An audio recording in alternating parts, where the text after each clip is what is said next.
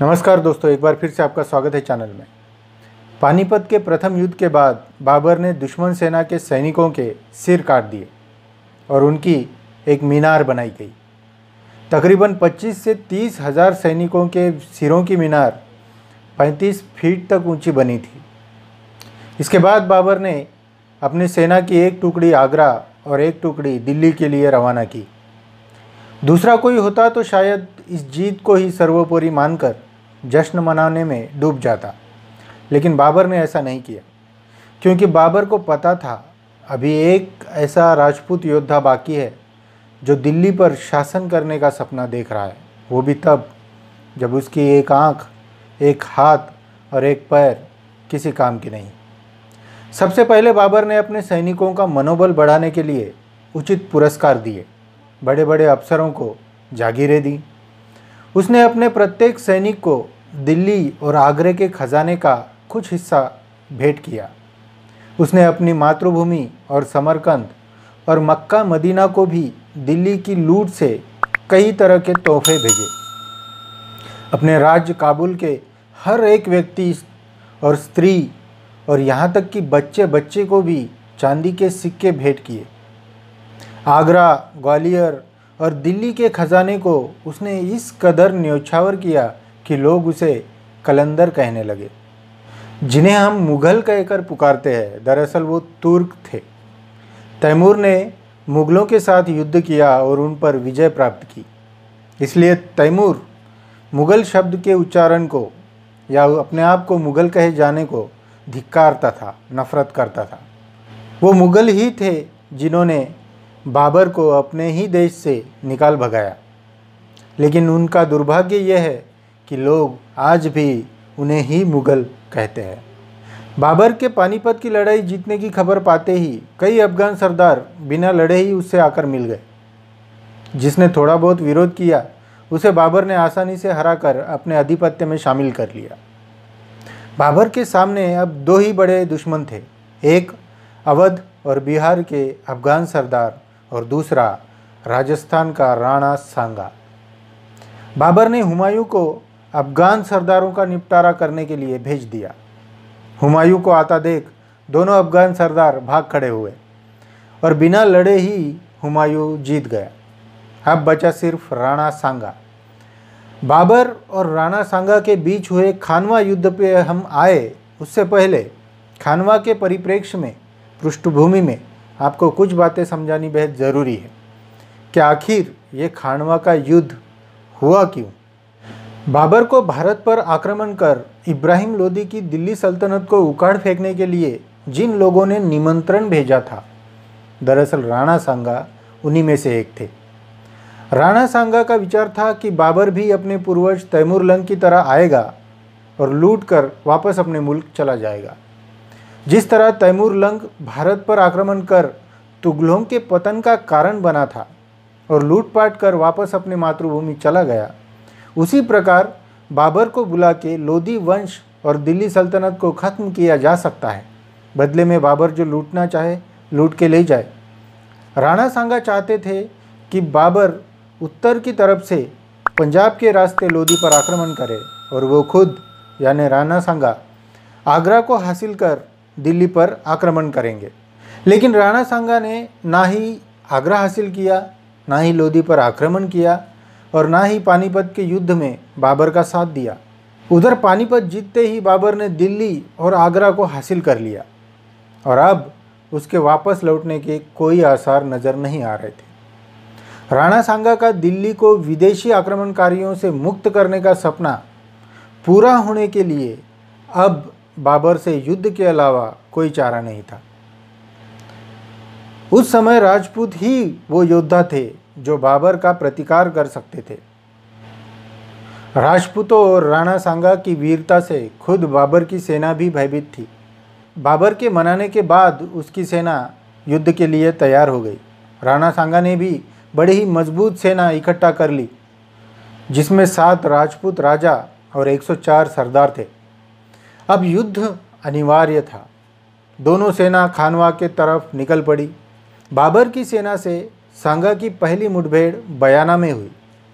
राणा सांगा ने 1500 की बाबर सेना को आसानी से हरा दिया। इतनी बुरी तरह से हरा दिया कि वो वहाँ से भाग खड़े हुए। बाबर इस परिणाम से बिथर गया। अब वो पूरी शक्ति के साथ खानवा के लिए निकल पड़ा था। इस बीच काबुल के एक ज्योतिष ने भविष्यवाणी की कि बाबर इस युद्ध में हार जाएगा।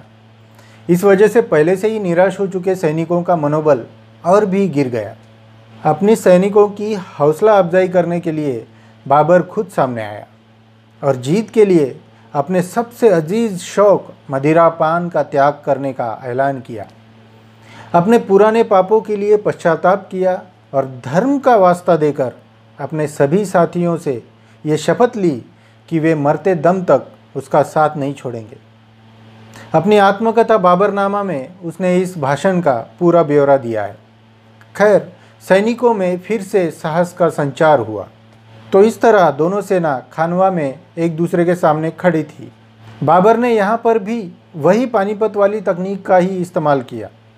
बैलगाड़ियों की कतार अपने सबसे सामने वाली सेना के आगे लगाई। इस बार उसने बैलगाड़ियों को चमड़े की गीली पट्टियों से या रस्सियों से बांधने के बजाय लोहे की जंजीरों से बैलगाड़ियों को बांधा था और उन्हीं तुलुगमा और तोपों का फिर से इस्तेमाल किया। वहीं दूसरी ओर राणा सांगा की सेना 4 टुकड़ियों में बटी थी। सबसे सामने वाली सेना, सबसे मध्य वाली टुकड़ी और दाहिनी और बाई वाली टुकड़ियाँ। 16 मार्च 1527 की सुबह 9 बजे युद्ध शुरू हुआ। राणा सांगा ने अपनी बाई ओर की सेना को आक्रमण करने का आदेश दिया तो बाबर की दाहिनी ओर की तुलुगमा सख्ते में आ गई।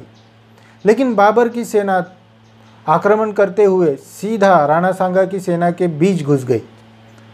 इसके साथ ही बाबर ने अपनी सबसे मुख्य शस्त्र यानी तोपों का इस्तेमाल करना शुरू किया।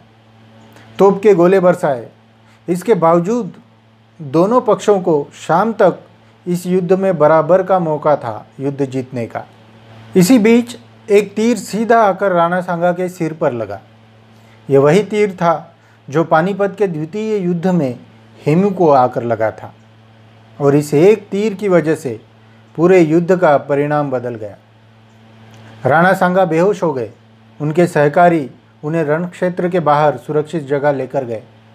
अब राजपूतों की कमान हसन मेवाती ने संभाली, लेकिन अपने सम्राट को सामने ना देखकर राजपूत सेना हतोत्साहित हो गई और शाम होने तक युद्ध का निर्णय हो गया।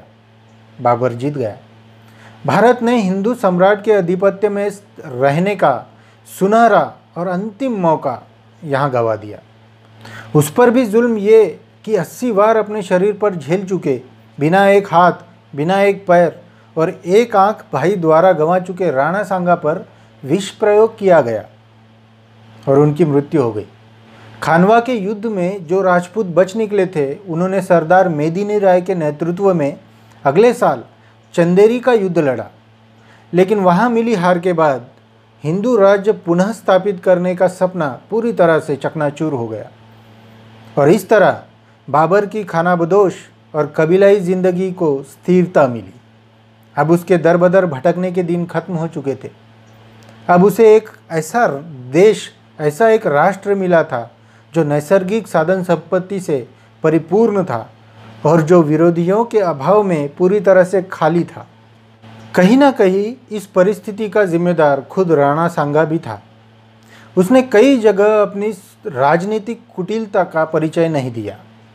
पानीपत युद्ध के पूर्व अगर राणा सांगा ने बाबर से किए समझौते के अनुसार आगरा और दिल्ली को हासिल कर लिया होता तो बाबर पानीपत का युद्ध जीतकर भी खाली हाथ वापस लौट जाता।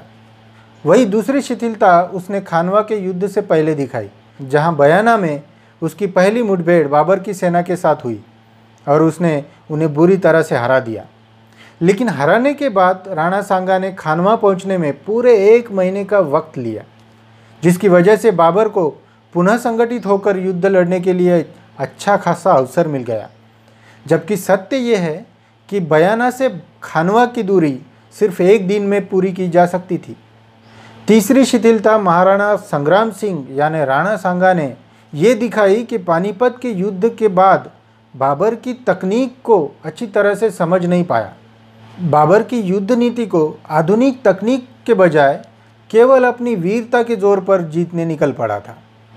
खैर, राणा सांगा को अपनी वीरता और पवित्र उद्देश्य के लिए भारत के इतिहास में हमेशा के लिए याद किया जाएगा। तो इस तरह बाबर ने अपने पूरे विरोधियों को हराकर दिल्ली के तख्त का रास्ता अपने लिए साफ कर लिया।